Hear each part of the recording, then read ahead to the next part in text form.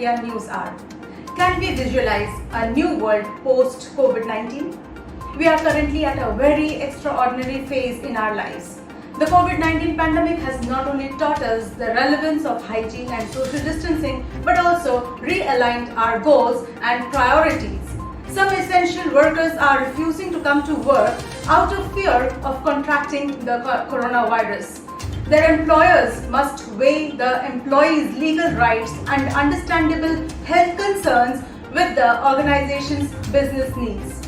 At the same time, corporate boardrooms across the world are mapping strategies to bolster production in a short time.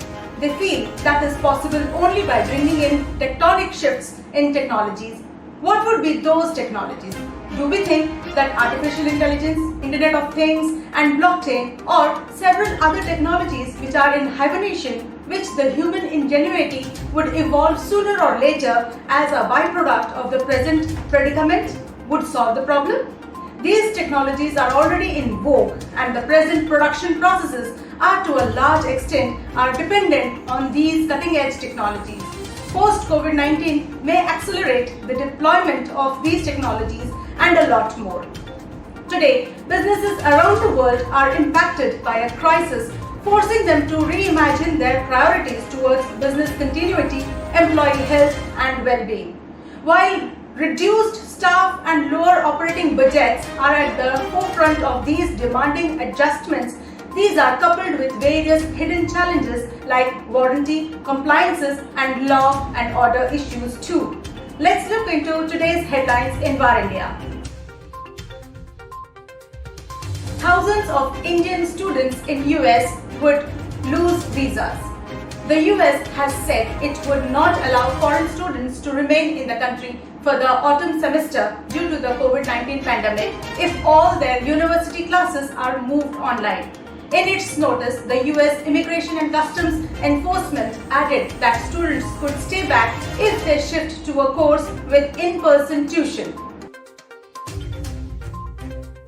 Global tech companies question China's tight grip on Hong Kong economy. Hong Kong's internet freedom is under threat with the new security law enforces. Seems if the internet shuts, it is not the end of the world. If companies go along with the new law, the fear is that someone in Hong Kong could be jailed for a tweet. If they don't comply, their employees could go to jail. No one knows what happens next. Activision sues Rubrik for patent infringement. Actifio, the leader into multi-cloud copy data management software, filed a lawsuit in federal court in Delaware alleging that Rubrik Inc. unlawfully infringed and continues to infringe 4 Actifio patents related to copy data management technologies. US technology firms in India not ready to pay digital tax. A lobby group representing US technology giants has said its members are not yet ready to make the first payment of the country's digital tax due this week, urging New Delhi to defer the move. India in March said all foreign billings for digital services provided in the country would be taxed at 2% from April 1st, a move that caught US technology firms off guard as they were battling the coronavirus pandemic. Facebook-backed Unacademy acquires PrepLadder. Unacademy, an education technology company backed by Facebook Inc. and Bloom Ventures, has acquired medical education platform PrepLadder Private Limited. The value of the cash and stock deal is $50 million, Unacademy said in a statement. However, it didn't give a breakup of the cash and share components. Palantir Technologies files for IPO. Secretive big data and analytics startup Palantir, co-founded by Peter Thiel, said it has confidentially filed paperwork with the US Securities and Exchange Commission to go public. Palantir did not disclose any financial information or further details about its plan for the listing. Slack added various new features for ease of use. Slack has rolled out a new feature that lets you choose when you can get notifications on a per-day basis. Earlier, Slack let you set when you were available to receive notifications. Now, you will be in Slack's Do Not Disturb mode when you turn off notifications. China is greatest threat to US, says FBI Director.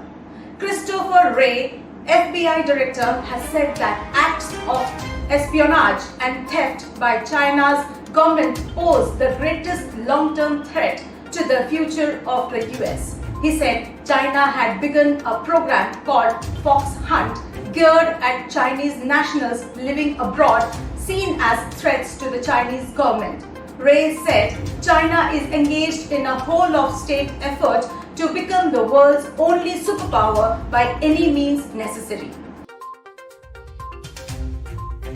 GeoMeet enhances additional security features to protect from hacking. GeoMeet, a newly launched video conferencing app, has added certain safety features that give the conference host to disallow guests from joining a meeting without signing and disclosing their identity. The new feature prevents hackers from entering a conference.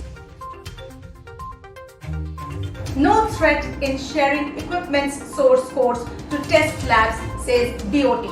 The Department of Telecommunications has told the Swedish telecom equipment maker Ericsson that there would be no threat in sharing source code, which would only be required by designated laboratories for testing purposes as per global best practices. Finally, production facilities across the world have either come to a grinding halt or grossly scaled down. At the same time, the cyber crooks have pulled their socks for sending more ransomware, which we have seen is on the rise. Only this time, attackers seem to be more targeted.